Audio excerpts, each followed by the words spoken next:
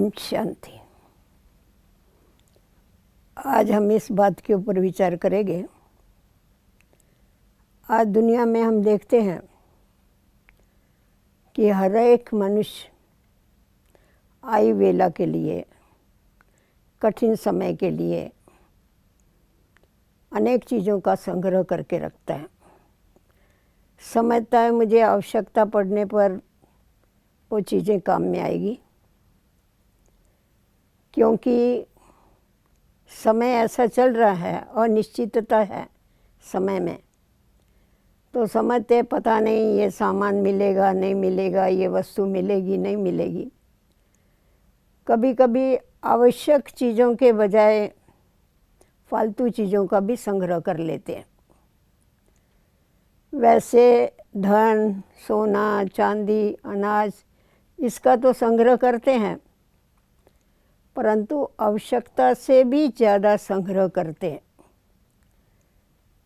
वो लोग समझते हैं कि हम इतना संग्रह करके रखें जो धन पदार्थ जो हमारी 7 पीढ़ी तक किसी को भी तकलीफ़ नहीं होनी चाहिए।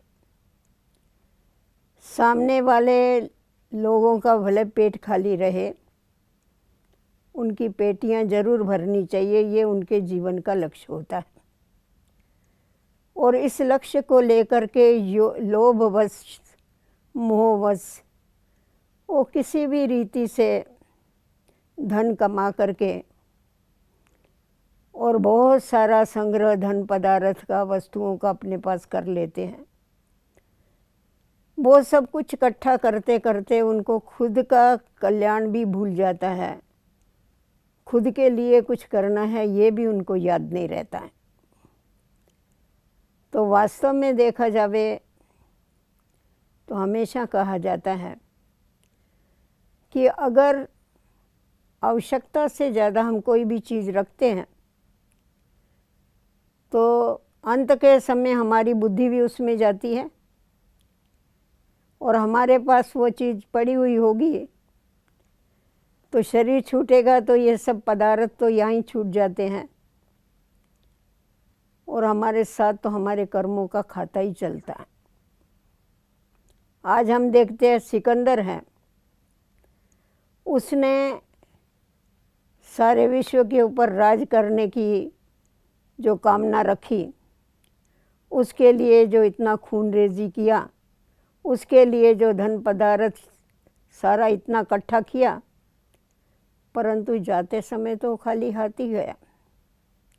औरंगजेब है, उसकी क्या हालत हुई, मोहम्मद गजनवी ने क्या किया।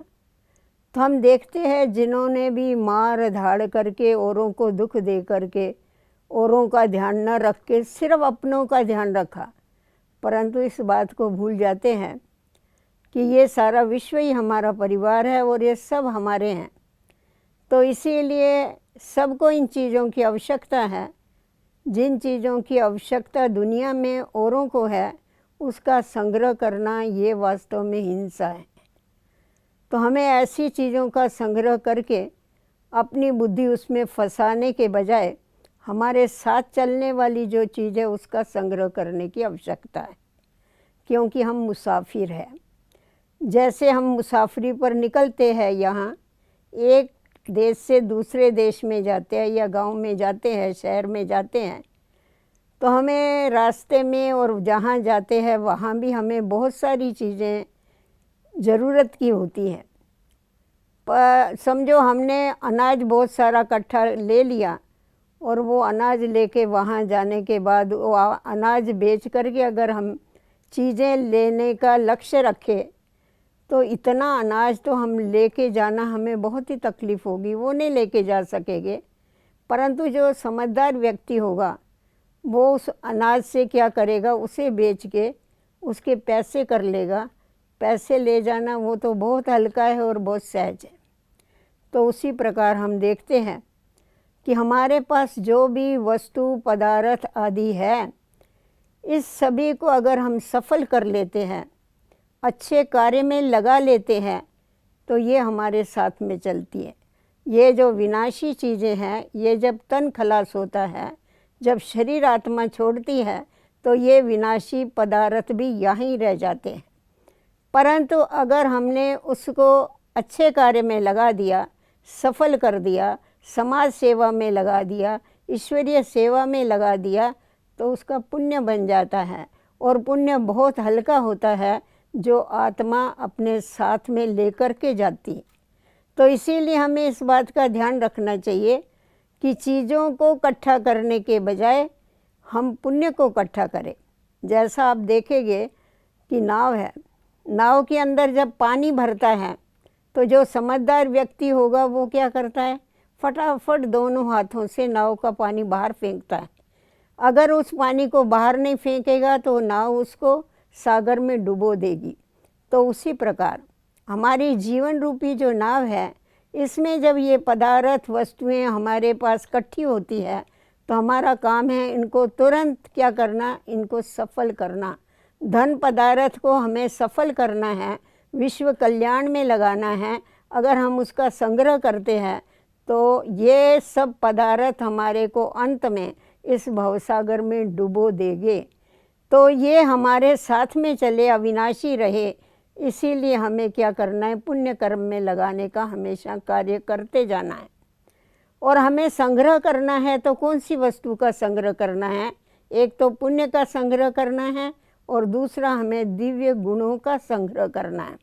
हमारी भारतीय संस्कृति में अगर हम देखेंगे तो हमारे जो पुरातन देवी देवताएं हैं, उनके पास क्या है, उनका गायन ही किया जाता है। सर्वगुण संपन्न 16 कला संपूर्ण, उनके अंदर सर्व गुण हैं, जिन गुणों के कारण वो आज तक पूजे जाते हैं। उनके पास बहुत धन पदार्थ है, उनके हीरे जवाहरातों के महल है, इसलिए उनकी पूजा नहीं होती है, परंतु उनकी दिव्य गुणों की पूजा होती है।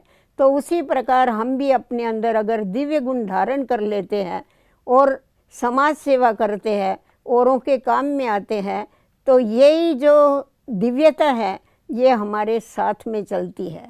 तो साथ में पुण्य कर्म चलता है, श्रेष्ठ कर्म चलता है, ना कि ये स्थूल पदार्थ चलते हैं। तो इसीलिए संग्रह करना है तो मूल्यों का संग्रह कीजिए, संग्रह करना है तो श्रेष्ठ कर्मों का संग्रह करो, संग्रह करना है तो ईश्वरी याद से अपने जीवन को परिवर्तन करो। और जितना हो सके उतना औरों के काम में आओ। जितना जितना हम औरों की सेवा करते हैं, कहा जाता है सेवा से हमेशा मेवा मिलता है। तो हमें कौन सा मेवा मिलता है, अनेक आत्माओं की जब हम सेवा करते हैं तो उनकी आशीर्वाद मिलती है।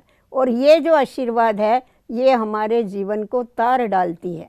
तो हमेशा हमें ये ध्यान में रखना चाहिए कि हमें सर्व को सुख देते हुए, हमें सर्व को ज्ञान देते हुए, अपने जीवन को ऊंचा बनाते हुए औरों का जीवन ऊंचा बनाने का सदैव लक्ष्य रख के आगे बढ़ना है।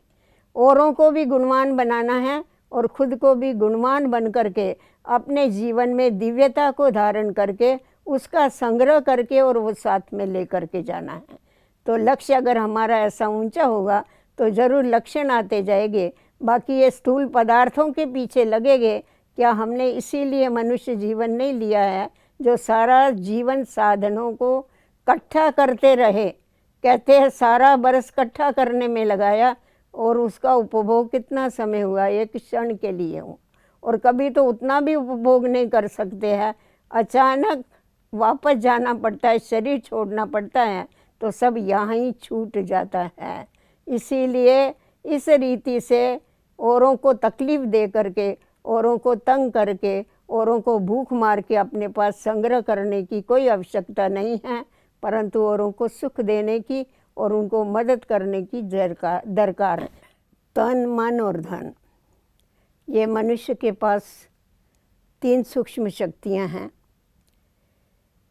ये शक्ति रूपी ये जो 3 शक्तियाँ हैं ये वास्तव में सूक्ष्म बीज है।